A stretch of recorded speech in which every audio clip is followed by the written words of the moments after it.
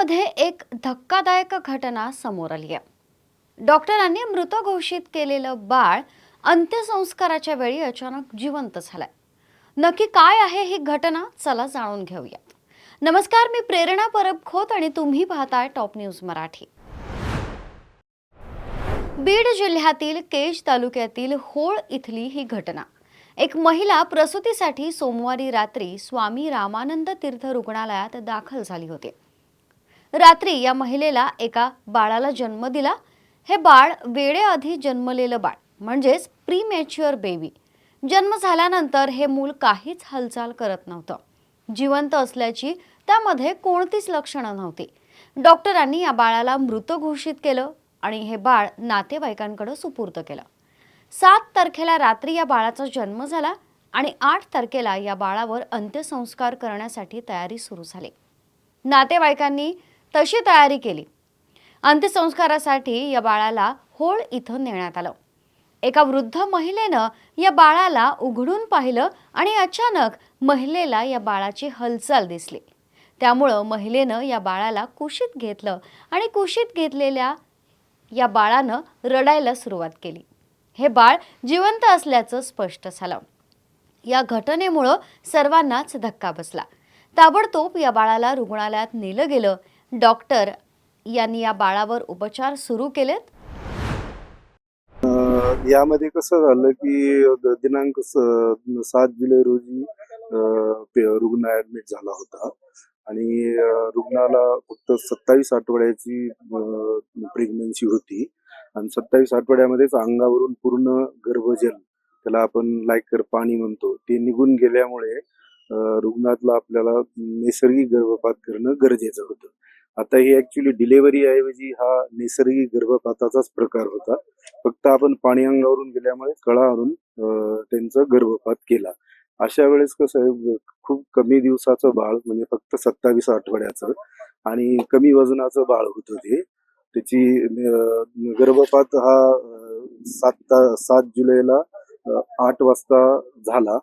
त्यावेळेला बाळ कोणतेही live science दाखवले नाहीत, हालचाल दाखवली नाही। बाळाला योग्य ते ट्रीटमेंट दिली। प्रसूतीच्या म्हणजे त्या गर्भपाताच्या दरम्यान पेशंटचे स्वतः 2 जवळचे नातेवाईक होते, तसेच एक बीपीएमटी स्टुडंट होता, तो पण त्यांचा नातेवाईक होता। त्यांच्या समोरच सर्व उपचार केले बाळाला, परंतु बाळाचा कोणताही असा रिस्पॉन्स मिळाला नाही। त्यामुळे सर्व उपचार करून झाल्यानंतर बाळाला आम्ही वार्मरमध्ये ठेवलं आणि ऑब्झर्व केलं, परंतु शेवटपर्यंत कोणताही रिस्पॉन्स न दिसून आल्यामुळे बाळ जिवंत आहे असं न वाटल्यामुळे 8 तारखेला सकाळी बाळ नातेवाईकांकडे सुपूर्द केलं।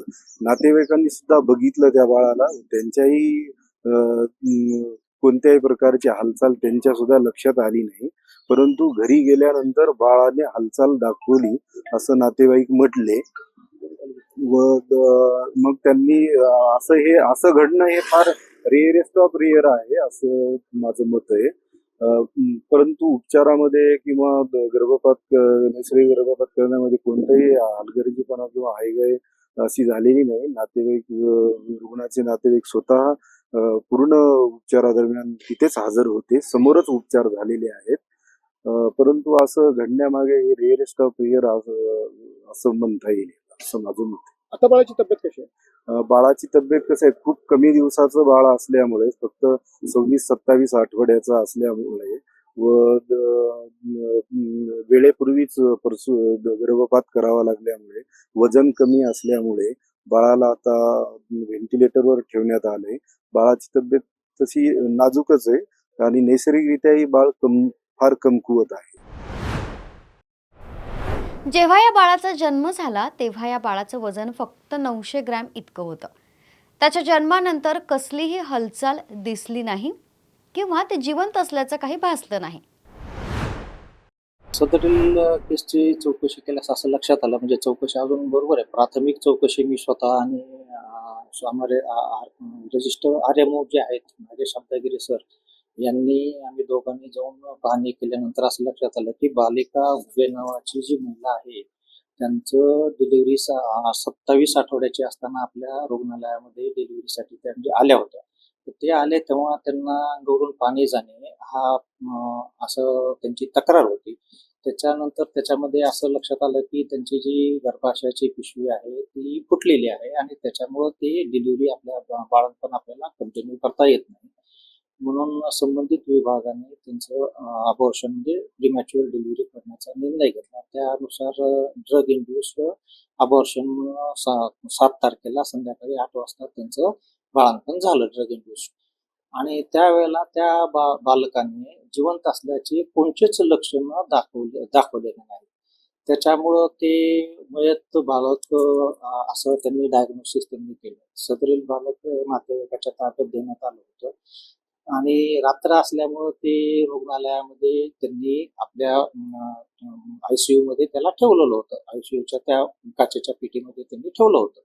सकाळी पण जेव्हा नातेवाईकांच्या ताब्यात ते बाळ दिलं गेलं तेव्हाही त्यांनी त्या बाळाने काही जिवंत असल्याची लक्षणं दाखवली नाही. त्यानुसार ते बाळ त्यांचे नातेवाईक जे आहेत तर ते नातेवाईक मोटरसायकलवर घेऊन ओळला गेले होते आणि तिथं गेल्यानंतर त्यांच्याकडच्या आजीच्या लक्षात आलं की बाळ हालचाल थोडीफार करत आहे म्हणून ते तातडीने रुग्णालयामध्ये आपल्याकडे आले आणि ते बाळ आपल्या इथं ICU मध्ये सध्या ऍडमिट आहे. सदरील बाळाचं वजन 900 ग्रॅम आहे फक्त. सध्या बाळाची परिस्थिती चांगली आहे पण रेस्पिरेटरी डिस्ट्रेसमध्ये बाळ आहे. तर आम्ही नातेवाईकांशीही बोललो आहे. नागेश अब्दागिरी सर आणि मी स्वतः त्या बाळाच्या आईला भेटलो आहे. त्यांची काही तक्रार नाही, आज रोजी सुद्धा तक्रार नाही. तरी परंतु आम्ही स्वतःहून या प्रकरणाची चौकशी करण्यासाठी 2 कमिट्या तयार केलेल्या आहेत. त्या विभागाचे विभाग प्रमुख जे आहेत त्यांना आम्ही आदेशित केलेलं आहे की तुम्ही तात्काळ ह्या घटनेची चौकशी करून तुमचा अहवाल तातडीने या अधिष्ठाता कार्यालयाला सादर करा.